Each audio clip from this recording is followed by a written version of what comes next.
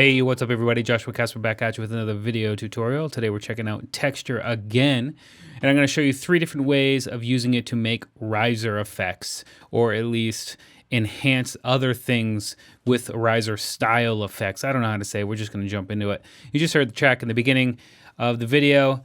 That's the track that I made for the 30-second ad for texture by Devious Machines. I made the advertisement for them.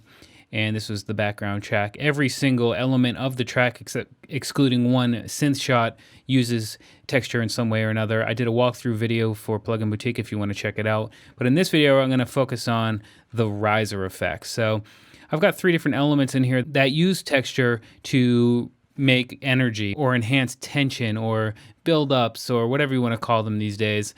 And I'm going to just show you what those are right now. So I can go ahead and delete this stuff. And delete this one right here. So first off, I got this cymbal right here. And if I come out here and just bypass texture for a second, this is the original cymbal effect.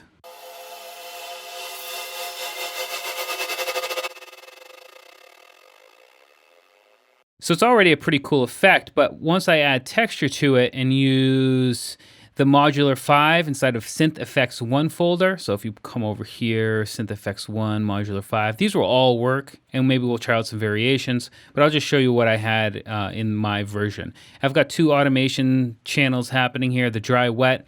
The wet signal is decreasing over time because it gets quite powerful, and I only wanted to enhance the cymbals here.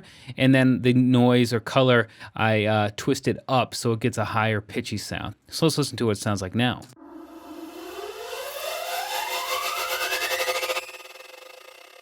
So that's with, without.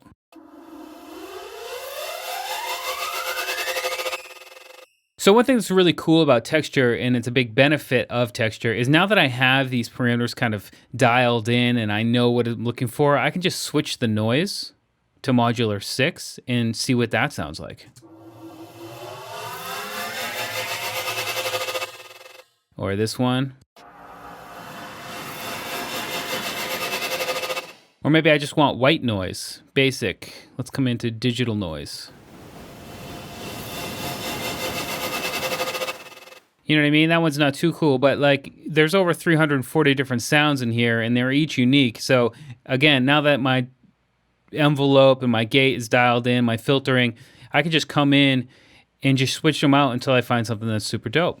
So let's move on to the next one. I've got this sort of snare roll here. Again, let me close out, make sure I'm in the right one. This time I've got the dry, wet, and noise again automated, but a little bit differently. You'll see it's kind of curved here. And this is just to add a little bit of white noise. As you can see here, I'm using the digital white noise as my noise to build up more tension as the crescendo happens. So let's listen before. And I can do it before. I can shut off the device or I can just bypass the noise here. So that's what it sounds like without, and this is what it sounds like with. And again, it's just to fill it out, make it a little more intense, add a little more tension, and just get things cooking a lot quicker, a lot harder, a lot more aggressive before that drop. And again, now that things are dialed in, I can easily come in and check something out, like fire rumble. So even that sounds dope, you know what I'm saying? So it's so cool texture the way it's built out here, because once the automation's here and I can switch out the noise, I don't need to worry about having to re-automate or re-trigger the automation or anything. I just switch out the noise and I can preview things really quickly. And I got one other one that's a little bit different, and it's on this main kind of lead right here. If I go ahead and turn this on, let's go ahead and bypass it. Let's just listen to the original.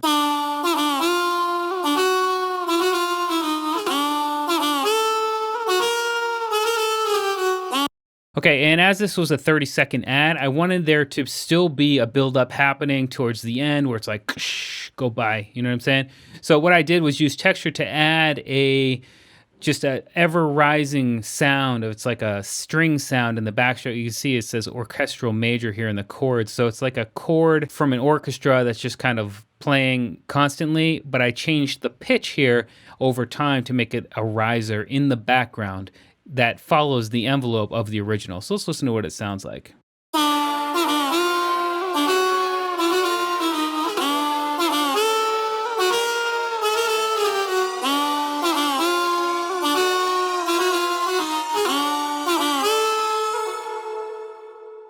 So boom, it's just adding that little bit of riser tension in the background, and it really filled out the track when you listen to the whole thing all together at once. I also had some modulation here on the color, on the saw wave here, just to make it a little bit more movement. So if I solo the sound,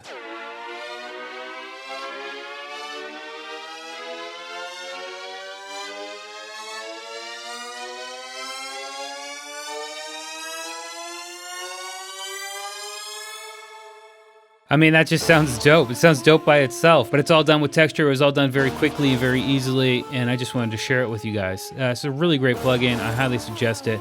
The link's in the video description if you want to check it out. I'm Joshua Casper, and I'll see you in the next video.